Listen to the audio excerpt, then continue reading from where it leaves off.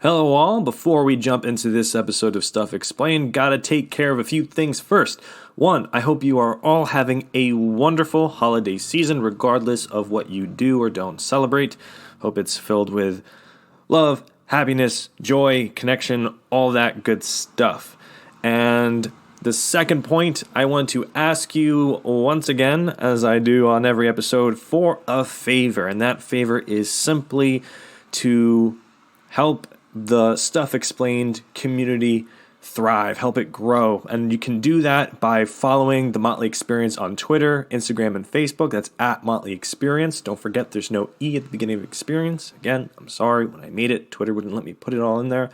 And then also leave a review, put some stars up on Apple Podcasts and anywhere else where you can leave a review. It really helps in the charts with visibility, and it just gets the word out there. And so reach out, use the hashtag StuffExplained. Let me know what you think of past episodes. You can contribute yourself, any stories that you have that the show's brought up. For example, the last episode was about Christmas. What are some great Christmas traditions that you've celebrated? Or maybe not even Christmas, if it's Hanukkah, anything else. Past episodes, what did you really think about that story of how tomatoes came to be a global sensation? Let me know, and go back and check out that episode if you don't know what I'm talking about. It's actually one of my favorites, oddly enough, the tomato episode. And that's about it. Follow, like, share, review. Thank you guys so much. And don't forget, use the hashtag StuffExplained.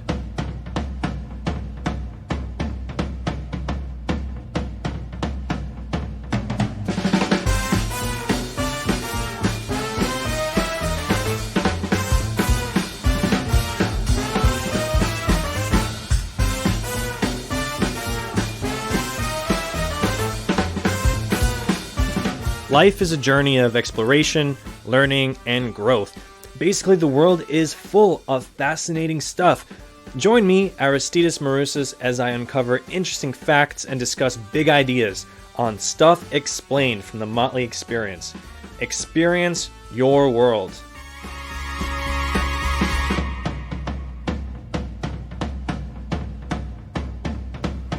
Hello everyone, this is Stuff Explained, episode 21. Kind of blows my mind how many episodes of this I'm into. But this episode is going to be again in the spirit of the holidays, more particularly the coming change of year. More importantly, maybe to some, is the change of decade. And with all the talk of New Year's resolutions and people being even more excited because it's a new decade and what that means for them and for the world and everything like that. Resolutions in general and that sense of renewal is at an all-time high during this season. And so that's why I want to dedicate this episode of Stuff Explained to that topic of renewal. And that's talking about resolutions and different steps that we can take, whether it's this time of year or any time.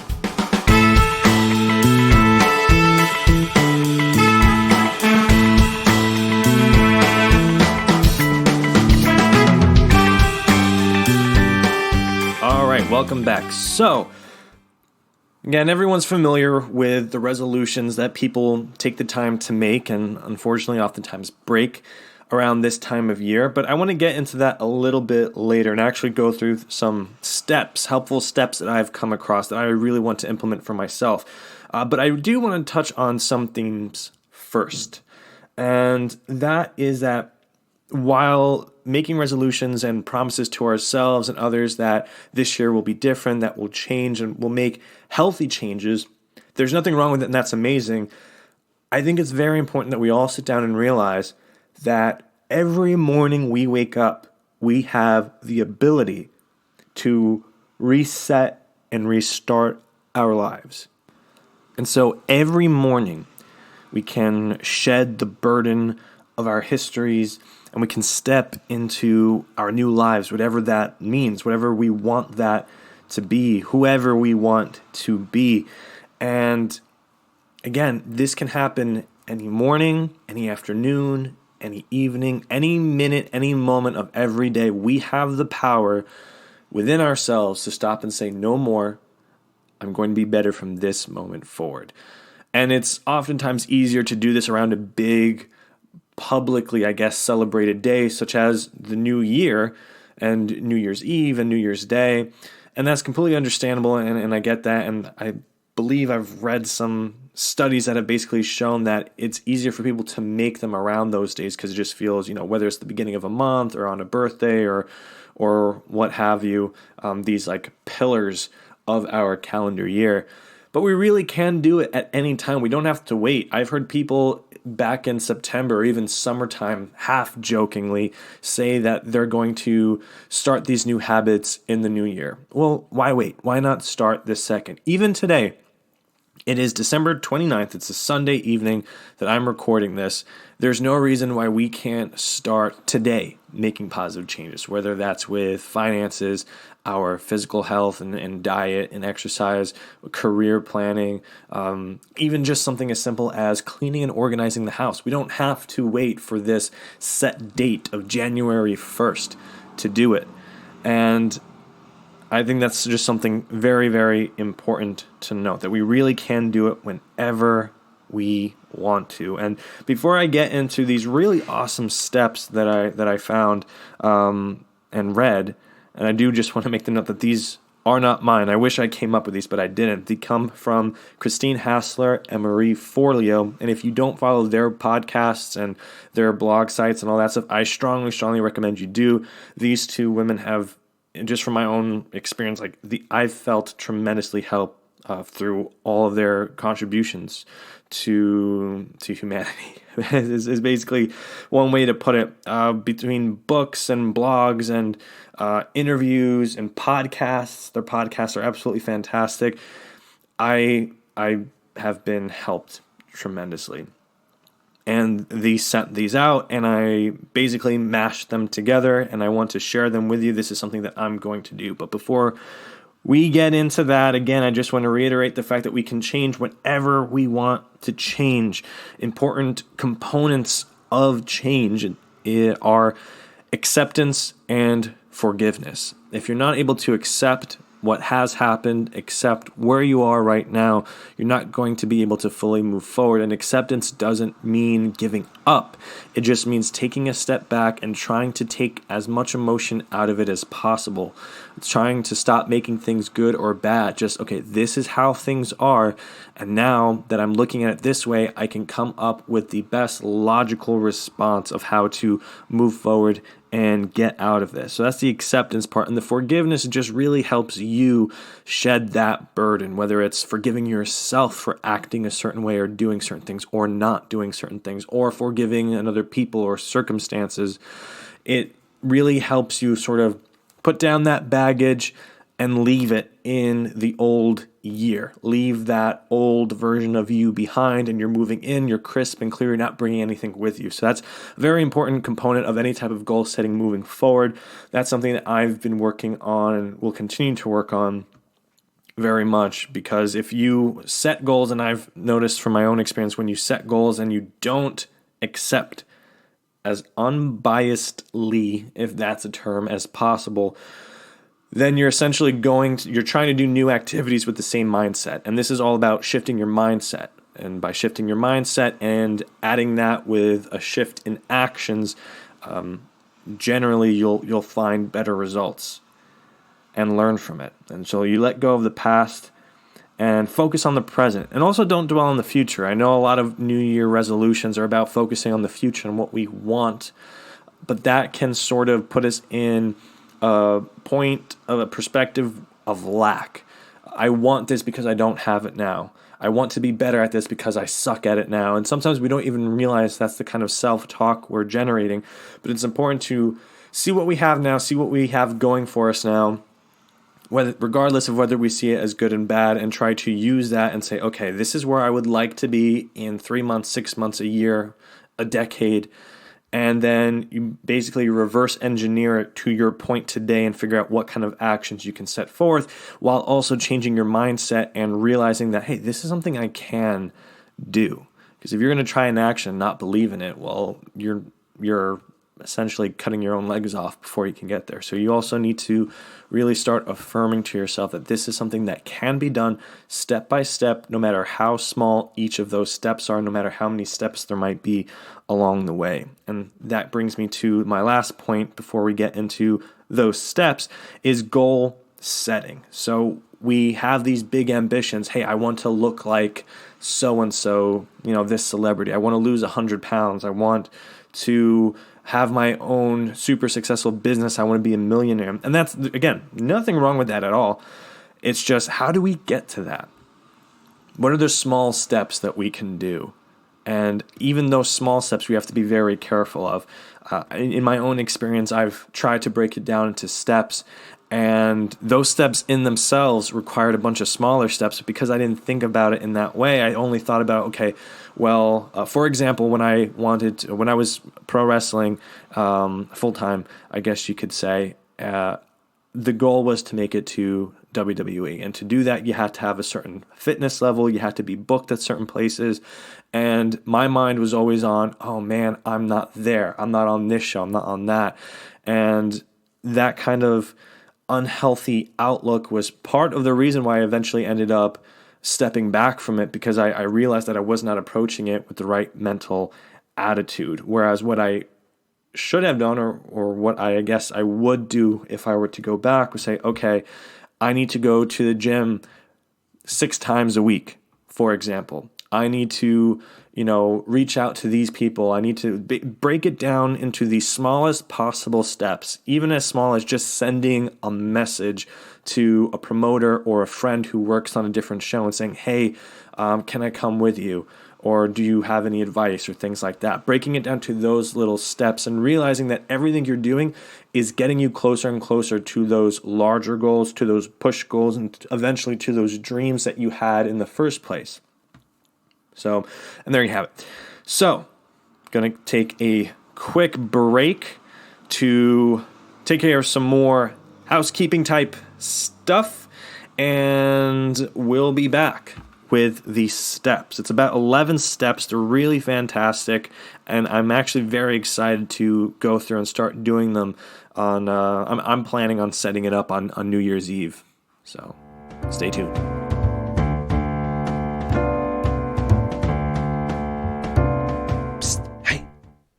Hey, you. Yeah, you over there listening to Stuff Explained from the Motley Experience. So if you're already listening to Stuff Explained from the Motley Experience, why not take that next step and head on over to themotleyexperience.com/connect. Then all you got to do is enter your email address, and you instantly become a part of the Motley Experience community. By doing this, you'll get the weekly insider newsletter that gives you all the latest and greatest from the Motley Experience, including updates from your favorite podcast, Stuff Explained. Again, themotleyexperience.com/connect. There's absolutely nothing like having custom-made quality music for whatever your project might be. So if you're in the market for custom-made music, look no further than Retcon Industries. They provide tailor-made music for all sorts, whether it's professional wrestling, podcasts, trailers, and so much more. They can do it for you. So for more information, go to www.retconindustries.com or email my good friend Greg at retcongreg@gmail.com. Retcon Industries can also be found on Facebook and on Instagram at Retcon Industries. That's RETCON Industries.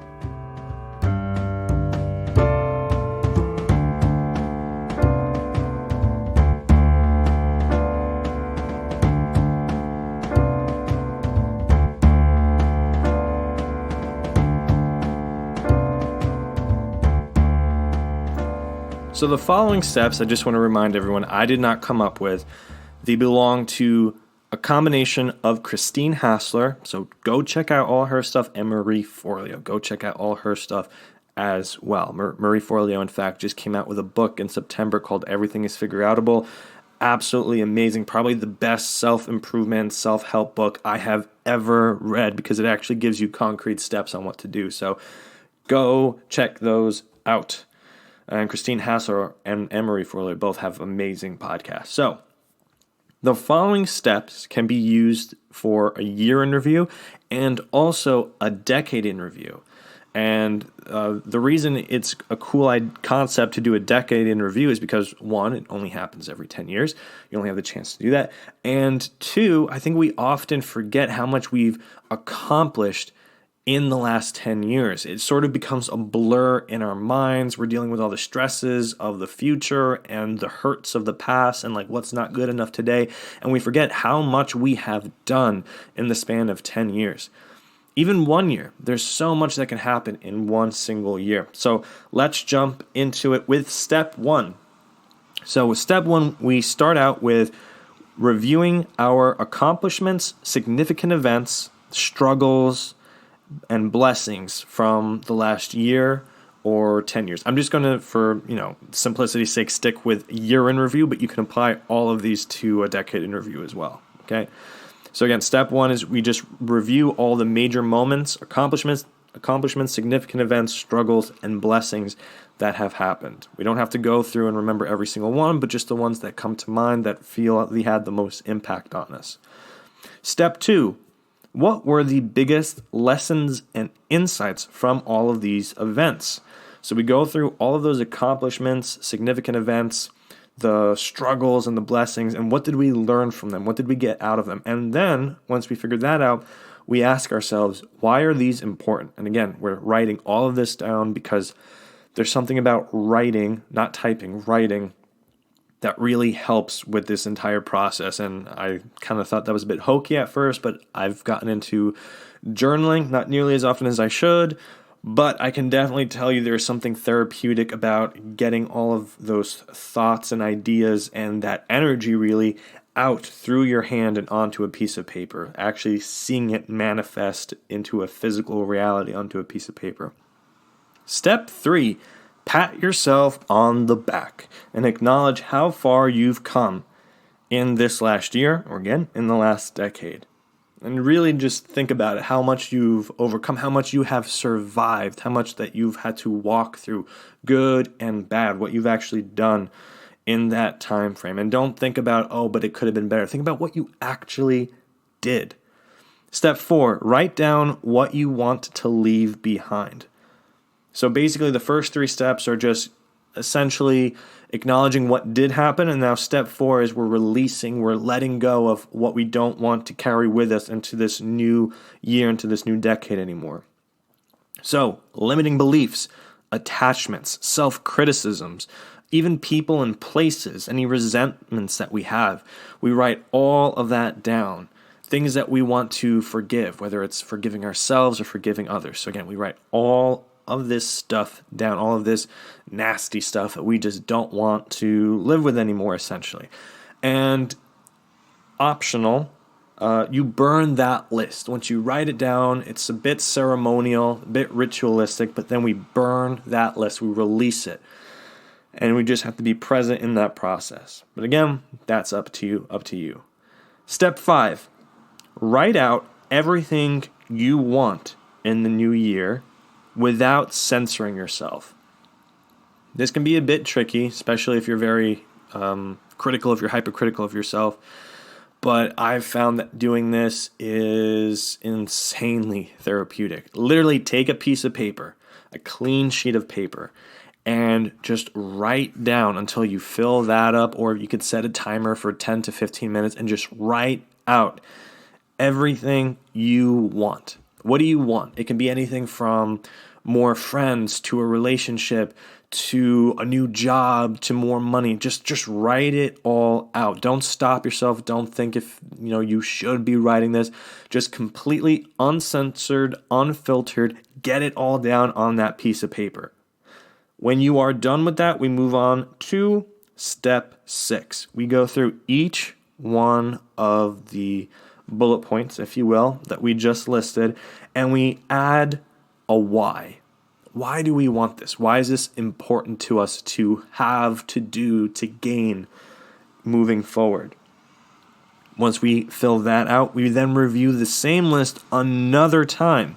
So we review again, and then we limit the list to the ones that contain the most compelling and deep whys. What is the most life enriching? Why do we want to do these? Is it really just for our ego so we can say that we have this? For example, you want a Mercedes. There's nothing wrong with that, but do you really want that Mercedes because of what that means of owning, that kind of brand? Or do you really just want a car as a means to drive around? It's really just assessing why you want what you say you wanted and figuring out and reverse engineering your own mind and psyche to understand why that's a want in the first place. This is important. And if this sounds tedious, it is to an extent, and I've done variations of this over the last few months through Marie Forleo's book, which has amazing exercises in it. And I'm telling you guys, it's very insightful, and it kind of gets you to think again about your ambitions and whatnot. So the tedium is important, though, because it's work. We don't like to think of improving ourselves as work. We kind of want like a miracle pill. Oh, if I read this, if I meditate, all of a sudden everything's better. That's not how it works. We really have to go through it and check that list multiple times and write it down and be as analytical as possible to really figure out what's best for ourselves, what we really need as opposed to just want. And that's how change happens. Same thing with going to the gym.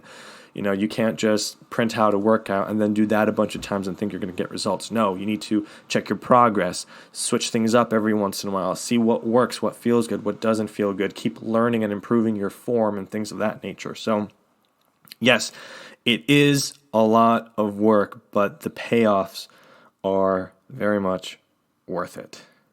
So that was step 6, reviewing the list, adding your why. Step 7 was reviewing again and limiting the list to the most compelling and deep whys, the most life enriching. Now step 8, we go through this new, now narrowed down list and then identify a single small step to start for each one of them. Now, to make it easier, maybe if it's just for the year instead of the decade, you can narrow it down to your top 3, top 5, whatever you're comfortable with. If you have 10, I would be a little bit careful, especially if this is your first time doing it. You can have those 10 there. You don't have to get rid of them. I'm not saying that, you're just going to wait until next year, but you want to pay a special focus on your top 3. And the reason for that is if you're able to narrow your focus down to the top 3, you won't feel as overwhelmed by thinking, oh my God, I have all these things, all these different steps I have to do. What are your top 3 goals, whether it's for health, finances, career, community, helpfulness, whatever it might be? What are your top 3 that resonated most deeply with you because of those whys that you just went through? So we've narrowed it down to those top 3. Great. We now know what immediate steps that we can start doing today or tomorrow to get those. So again, just throwing an example out there with the fitness. Step 1 is calling up a gym and starting a membership. Yes, the steps can literally be that simple. And the more simple they are, the easier they are to check off. And by checking those off, you make yourself feel better, which makes you more likely to continue to check off those steps, those checkpoints until you finally have achieved your goal. You're basically, doing some psychological tricks on yourself. Now, step 9. Imagine yourself 5 years from now as if you've completed those goals, you've achieved them, you've attained it. And just sit for a moment and just really feel in your mind, in your body, how that feels. You're basically pretending in that moment. You're projecting yourself forward 5 years. You've done it. How awesome does that feel? And just let that go through you. And for some, this might be a little too woo-woo, but if you actually just, kind of find that little private space and just do it just for a few moments, I guarantee you'll feel, you won't help but be able to smile a little bit and just sit with that for a bit. It feels good. I've done it. I have done these things that I've wanted to do for so long that I feel were so necessary for my own improvement, my own evolution. And step 10 is writing that out. So once you feel that, you then write out how that feels. How does it feel to be in that space? The step after that, step 11, is writing and speaking aloud affirmations that are related to these goals. And it's important to write it out and speak it. I found that saying affirmations to myself in the morning, in the evening, afternoon, or anytime I'm feeling a bit stressed helps a lot. Actually saying it out loud. It doesn't have to be super loud, but just enough that you can hear, and saying it with conviction. So these affirmations can be anything from I am worthy, I am capable of doing this, I am strong enough, I am smart enough, whatever you want, I am resourceful enough. And again, you can change them depending on what the goals are. You can tailor these affirmations, but write it down and then speak it out loud and then repeat to yourself those affirmations anytime you're feeling stressed or just in the morning when you're starting your day or at night before you go to sleep. Just keep saying it so you help yourself believe it. And then finally, step 12. And this one, I'm going to be completely honest, I felt a little weird about this one, but I think I'm going to give it a shot anyways. Write a letter from your future self to you. So let's say we project ourselves forward again 5 years from now, after we've completed everything we've wanted to complete, and we're writing back to our current self, so the present self. So the 2019 version of you is opening a letter and reading from a 2024 New Year's Eve version of you, who's done it all. They've done all the goals you want to set, and they're feeling themselves, and they know you're in a bad spot. They know that you're stressed and that you feel hurt and that you feel like you're not going to be able to do things, or maybe you're not feeling the most attractive, the most capable. You're not feeling like you're the most intellectual person, and you're just all these limiting beliefs and fears that we have and concerns and trauma that we're dealing with. Basically, you're writing a letter to yourself saying, it's all going to work out. It's okay. The things you're worried about right now aren't going to matter in 5 years, yet alone 2 or 3 months from now. You're okay. You've got everything you need. You're going to work hard, and you will accomplish your goals. You will accomplish your dreams. And so you write that out to yourself. And I did a practice, again, similar to this through Marie Forleo. And it was very, very emotional because you're essentially talking to your inner child. And I've mentioned inner child in a few other podcast episodes. But that's essentially what you're doing. That scared, hurt little kid that's inside of you that needs that reassurance. That is what you're doing for yourself. And it's coming from you in the future who, again, is successful, has done it.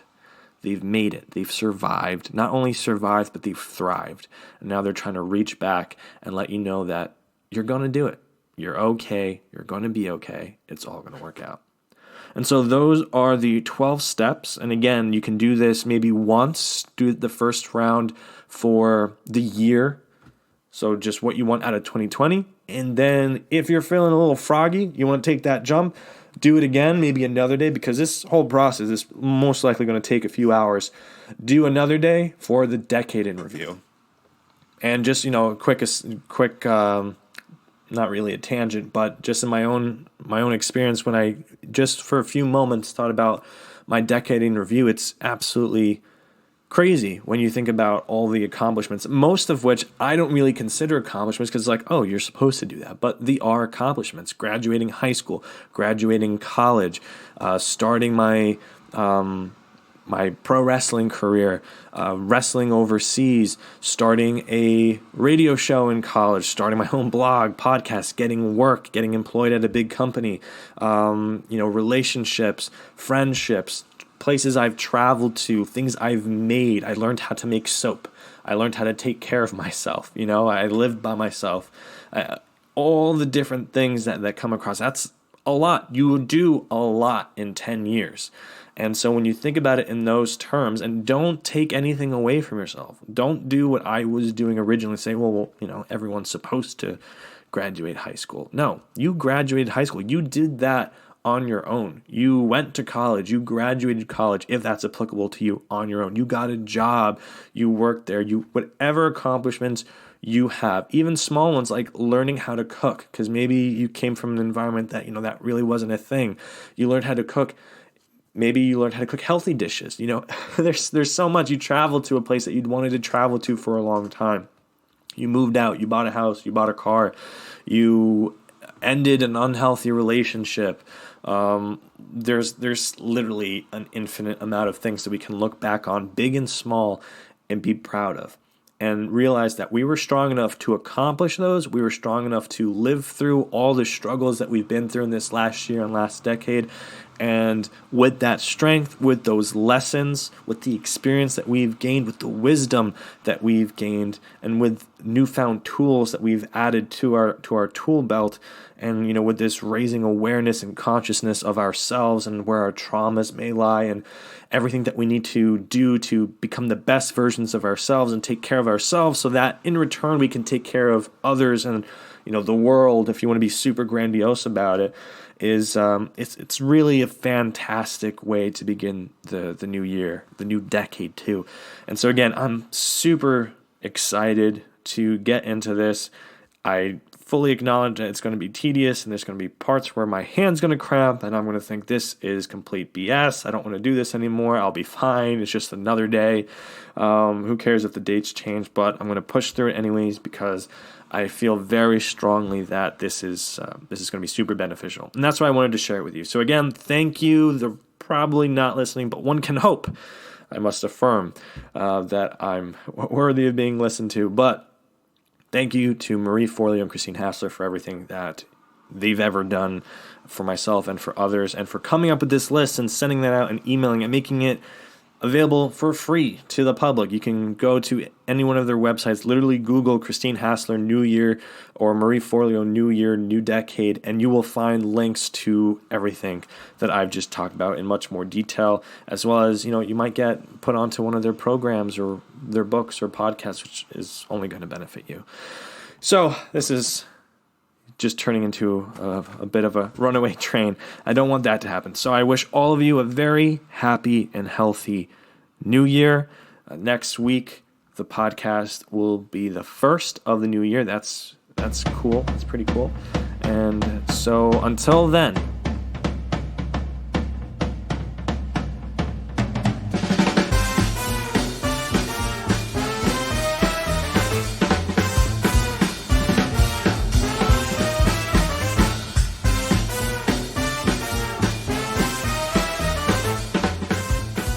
Stuff Explained is written and produced by me, Aristides Marusas. Music is produced by the talented Greg Massey of Retcon Industries. Visit themotleyexperience.com for more thoughtful original content, and you can also find links to the sources used for each episode of Stuff Explained. Like us on Facebook at The Motley Experience, follow us on Twitter and Instagram at Motley Experience, and use the hashtag Stuff Explained. If you like this episode, leave a review, subscribe, and share with a friend. Thank you for listening.